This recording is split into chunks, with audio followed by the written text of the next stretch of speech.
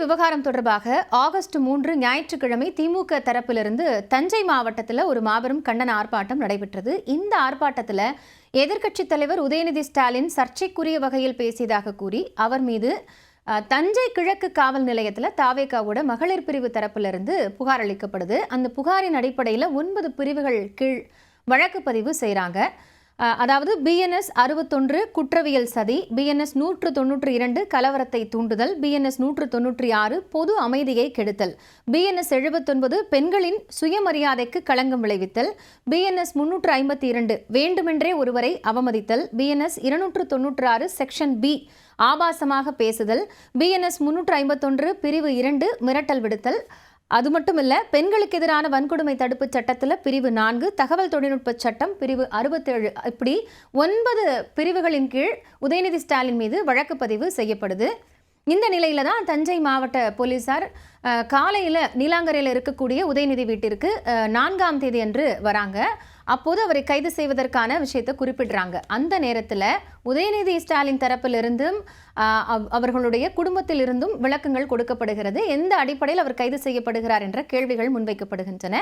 அதே நேரத்தில் சரியாக காலை 10:55 மணிக்கு அவர் மீது இத்தனை பிரிவுகளின் கீழ் வழக்கு பதிவு செய்யப்பட்டிருப்பதால் அவரை கைது செய்து தஞ்சைக்கு அழைத்து செல்லணும் அப்படின்னு போலீசார் சொல்றாங்க. அந்த நிலையில திமுகவினுடைய மூத்த தலைவர்கள், முன்னாள் அமைச்சர்கள், வழக்கறிஞர் பிரிவு தலைவர்கள் இப்படி எல்லாருமே அங்க இருக்கிறாங்க.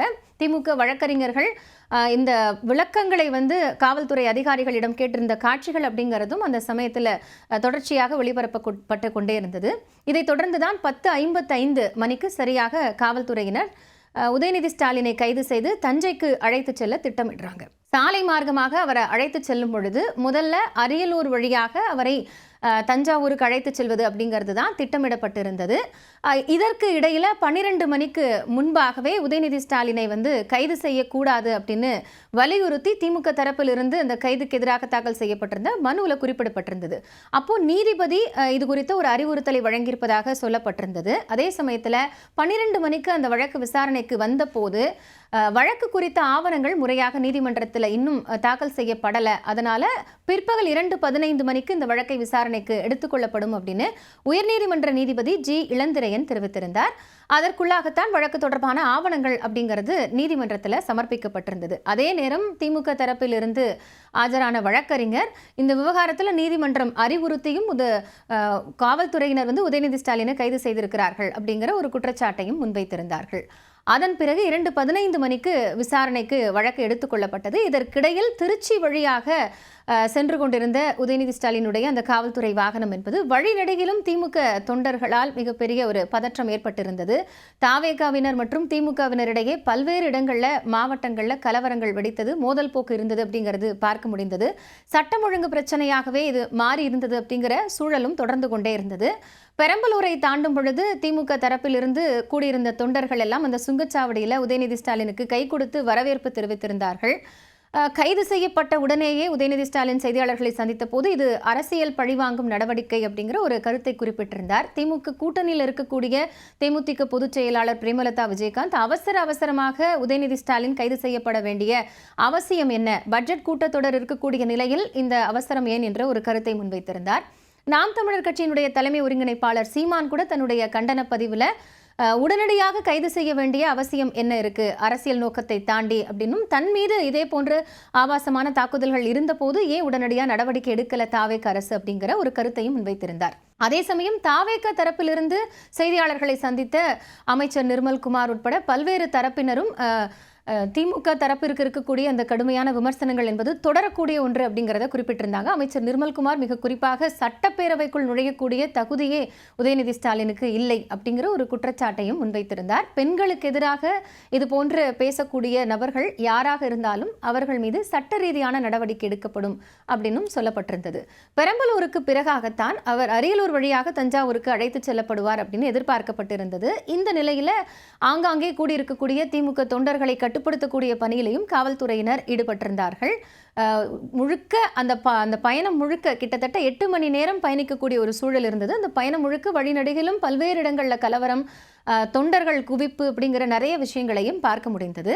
அதன் பிறகுதான் பிற்பகலில் மதிய உணவுக்கு பிறகாக உதயநிதி ஸ்டாலினை மீண்டும் காவல்துறையினர் அழைத்து சென்ற போது முதலில் அவர் திருச்சி வழியாக அரியலூர் வழியாக செல்ல வேண்டும் என்று சொல்லப்பட்டிருந்தது. அந்த பாதை மாற்றப்பட்டு திருச்சி வழியாக தஞ்சையை கனெக்ட் பண்ணக்கூடிய அந்த பகுதியை புறவழிச்சாலையை தொட்டு இந்த வாகனம் பயணிக்கும் அப்படிங்கிற ஒரு திட்டத்தையும் காவல்துறை தரப்பிலிருந்து அறிவிச்சிருந்தாங்க. அதுக்கு காரணம் அரியலூர் வழியாக அந்த செல்லக்கூடிய பகுதி அப்படிங்கிறது ரொம்ப குறுகலாக இருக்கக்கூடிய ஒரு சாலை. அதே நேரத்தில் பாதுகாப்பு கருதியும் இந்த வழியாக போகக்கூடிய ஒரு சூழலை முன்னெடுத்திருப்பதாக காவல்துறை தரப்பிலிருந்து சொல்லப்பட்டிருந்தது. கிட்டத்தட்ட 1 மணி நேரத்திலிருந்து 1.5 மணி நேரம் கூடுதலான ஒரு பயண நேரமாக இது இருந்திருக்கக்கூடும் அப்படிங்கிற ஒரு கருத்தும் சொல்லப்பட்டது.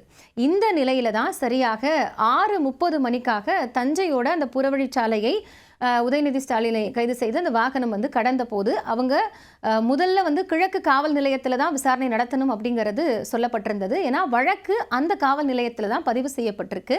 அந்த நேரத்தில் தான் தஞ்சை போலீசார் வழக்கு விசாரணையை தெற்கு காவல் நிலையத்திற்கு ஒத்தி வைத்திருந்தாங்க. இப்போ இந்த தெற்கு காவல் நிலையம் அமைந்திருக்கக்கூடிய பகுதின்னு பார்த்தோம்னா தஞ்சாவூரோட மணிமண்டபத்திலிருந்து பிரியக்கூடிய ஒரு சாலை. இந்த சாலை வழியாகத்தான் அந்த பழைய பேருந்து நிலையம், புதிய பேருந்து நிலையம், அருகிலேயே மாவட்ட நீதிமன்றம், மாவட்ட காவல் கண்காணிப்பாளர் அலுவலகம்லாம் ஒரு கிலோமீட்டர்லேருந்து 1.5 கிலோமீட்டர் தூரத்திற்கு இருக்கக்கூடிய அளவில் தான் இந்த இடம் அமைந்திருக்கிறது. அங்கு காவல்துறை தரப்பிலிருந்து பாதுகாப்பு பலப்படுத்தப்பட்டிருந்தது. 5 மாவட்ட எஸ்பிக்கள் வரவழைக்கப்பட்டு முழுக்க அந்த இடமே காவல்துறையோட கட்டுப்பாட்டில் எடுக்கப்பட்டிருந்தது. உதயநிதி ஸ்டாலின் வரக்கூடிய நிலையில் தொண்டர்கள் அதிக அளவில் குவியக்கூடும் என்பதால் அங்கு பாதுகாப்பு பலப்படுத்தியிருந்தாங்க. எதிர்பார்த்தபடியே கட்டுக்கடங்காத கூட்டம் அங்கே இருந்தது.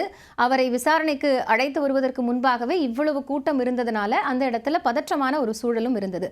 அதன் பிறகு 6:40 மணிக்கு மீண்டும் அந்த வாகனம் திருச்சி நோக்கி திரும்பி செங்கிப்பட்டி காவல் நிலையத்தை சென்றடைந்தது. செங்கிப்பட்டி காவல் நிலையத்தில் உதயநிதி ஸ்டாலின் முதலில் விசாரணைக்கு இறங்க மறுத்திருந்தார். ஏன்னா தஞ்சாவூர் தெற்கு காவல் நிலையத்தில் தான் விசாரணை நடத்தப்படும் என்றும் அங்குதான் ஆவணங்கள் சமர்ப்பிக்கப்பட்டிருக்கு அப்படின்னு சொல்லப்பட்டிருந்ததுனால அவர் அங்கே வாகனத்திலிருந்து இறங்க மறுத்திருந்தார். அதன் பிறகு 6:45 வாக்கில் அந்த விசாரணை என்பது தொடங்கி கிட்டத்தட்ட 1.5 மணி நேரத்திற்கும் மேலாக 8 மணி வரைக்கும் அந்த விசாரணை என்பது தொடர்ந்தது.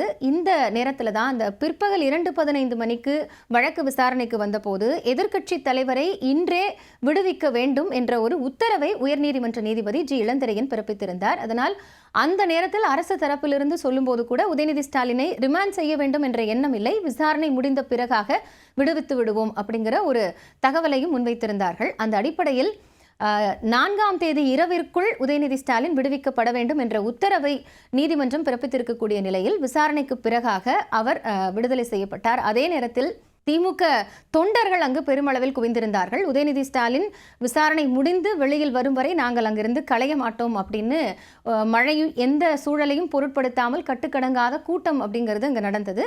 காவல் நிலையத்திற்கு உள்ள மாவட்ட எஸ்பி மற்றும் டிஎஸ்பி ஆகிய இருவர் மட்டுமே உதயநிதி ஸ்டாலினிடம் விசாரணை நடத்தியதாக சொல்லப்பட்டது. எஸ்பி சுந்தரவதனம் மற்றும் டிஎஸ்பி அழகேசன் ஆகிய இருவரும் விசாரணை அதிகாரிகளாக இருந்து அவரிடம் விசாரணை நடத்தியிருந்தார்கள். இந்த நிலையில தான் தமிழ்நாடு அரசியல்ல உதயநிதி ஸ்டாலினுடைய கைது என்பது மிகப்பெரிய ஒரு பேசு பொருளாக மாறியிருந்தது. ஒரு எதிர்க்கட்சி தலைவர் 9 பிரிவுகளின் கீழ் சர்ச்சைக்குரிய வகையில் பேசியது தொடர்பாக கைது செய்யப்பட்டிருக்கிறார் என்ற நிலையில் திமுக தரப்பிலிருந்தும் இது தொடர்பான கண்டன அறிக்கை என்பது வெளியிடப்பட்டிருந்தது. திமுக தலைவர் மிக கடுமையான விமர்சனங்களை முன்வைத்து அறிக்கை வெளியிட்டிருந்தார். இரு தரப்பு தொண்டர்களிடையே மிகப்பெரிய ஒரு பதற்றமான சூழல் ஏற்பட்டிருந்த நிலையில் உதயநிதி வெளியில் வந்த பிறகாக இந்த விவகாரம் தொடர்பாக பட்ஜெட் கூட்டத்தொடரில் என்னென்ன விஷயங்கள் எல்லாம் முன்வைக்கப்படும், பட்ஜெட்டை வழிநடத்தும் பொழுது என்னென்ன விவகாரங்கள் எதிர்க்கட்சி தரப்பிலிருந்து முன்வைக்கப்படும் என்ற எதிர்பார்ப்பு இருக்கிறது. அதே நேரத்தில் தாவேக அரசு கொடுத்திருக்கக்கூடிய வாக்குறுதிகளில் என்னென்ன விஷயங்கள் எல்லாம் இந்த பட்ஜெட்ல சேர்த்திருப்பார்கள், அது எந்த அளவுக்கு மக்களின் எதிர்பார்ப்பை பூர்த்தி செய்வதாக இருக்கக்கூடும் அப்படிங்கிற ஒரு மிகப்பெரிய எதிர்பார்ப்பும் எழுந்திருக்கிறது.